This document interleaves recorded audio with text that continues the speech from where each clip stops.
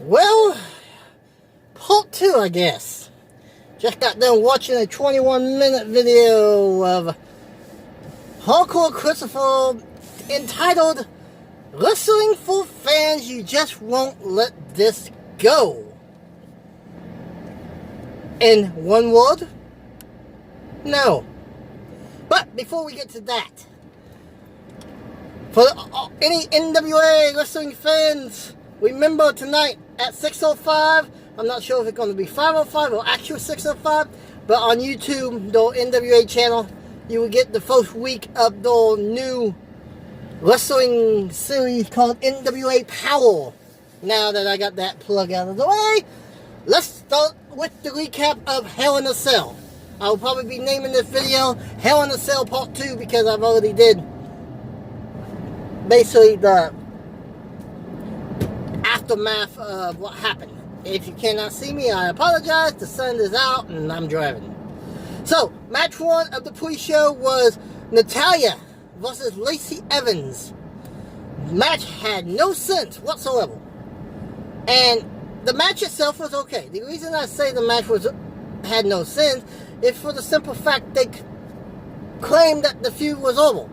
So why have them re-wrestle? And then on Monday Night Raw, they have them do a last woman standing. Both matches were won by Natalya. It was an okay match, just I don't see the point of it. I think they were just trying to do last minute booking because half of the show wasn't even booked. So we get to the main card. The opening match is the women's Hell in a Cell, Becky Lynch and the Boss Sasha Banks. Match of the night, hands down, in my opinion. They went all out. And no, that was not an AEW plug. They did one heck of a match to the point that it, I believe, was a match of the night. So this is where my lovely wife is going to have to tell me the match order. What was next on the agenda, kiddo? So we just did Becky Lynch and Sasha Banks. What was the next one on the card? You already touched on Natalya. That was the pre-show match, yes. We already did that one. Hold on. I go to this whole article. Okay, that's Bear with us, we're trying to get the schedule here. Roman Reigns and Daniel Bryan defeated Eric So Rowan it was Roman Reigns and Daniel Bryan taking on the Blunger Brothers, basically. It was a good match. It was a tornado tag. It was a good match that Roman and Daniel won. I'm not sure if I would have went that route though, for the simple fact they are trying to push Rollins heavy, and now this is the second time that he's lost since his medieval tone, so to speak. But it was an okay match. I just don't think I would have gone with that as the winner. But then again, they just turned Daniel Bryan face again, so that might be the reason why. Then after the match, Roman and Daniel hugged. So it was a good match. What's next? Randy and Ali. Oh, this was a good match. To the point that Ali actually was able to counter one of the RKOs and basically did a handstand. And then later Ali was not so fortunate. But after the match, Randy Orton nodded his head, basically saying, "Yeah, you're ready, boy." So it was a good match. I think it was basically just a filler. Again, they basically filled some. They needed to fill some matches, and that was just one they went with. What's next? The Women's Tag Team Championship. Okay, so we got Alexa Bliss and Nikki Cross to take on the Kabuki Warriors, Asuka and what is her name? Kairi Sane. Kairi Sane, aka Kairi Sane, something like the that. Pilot Lady. So this was a good match. I mean, they were trying to have the Kabuki Warriors do a heel type character. You got tongue-tied on that. I did. But some of the fans wasn't buying into it yet. The ending saw the Green Mist return. Asuka is now using the Japanese Poison Mist. And we got new women tag team champions in the Kabuki Warrior. The first title change of the night. Next would be Charlotte Flair versus... No? Okay. The Viking Raiders and Braun Strowman defeat the OC via disqualification. This is basically another filler. They were trying to add out the card. The Viking Raiders and Strowman wins by DQ. And then the OC had a little bit of a heated discussion afterwards.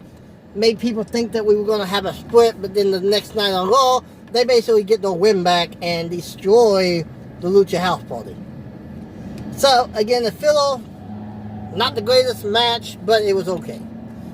Now. The next one is a 24/7 championship. Tamina and Carmella. Tamina and Carmella. Is this the one where R-Truth gets at the end of it? Let me read. I'll read this to you so I don't confuse myself. Okay. 24/7 championship. Tamina defeats Carmella via pinfall to win the title, while the Street Profits were promoting R-Truth. Okay, so this is Raw. So this is the title match in the back. R-Truth and Carmella ran into Montez Ford and a returning Tamina. Rolled up Carmella from behind. Tyler Breeze suddenly showed up and stood face to face with Tamina, but she socked him in the face and ran off. Okay, so the 24/7 title has proven to be entertaining, but it would be nice if it was not only changed to be a roll-up. How about just a little action first? Okay, so Tamina is the 24 champion after beating Carmella in a backstage segment. We will touch on that in a minute, another time, I'm pretty sure. Now, what's next? Shorty Gable defeats King Cobra. Okay, Gable is now using the gimmick Shorty Gable, and he defeated King Coleman. It was an okay match. They've been pushing Shorty like crazy. I don't understand that, to be honest, but they're doing it. Next match. There wasn't much really to discuss on that. R-Truth and Tamina. Okay, they do a deal where you see Tamina in the crowd. Someone, I don't remember who it was, but she sees someone, so she takes off running in the back, runs into a super kick from Carmella. Carmella looks at R-Truth and tells him to take the pin. I guess she gets tired of being champion.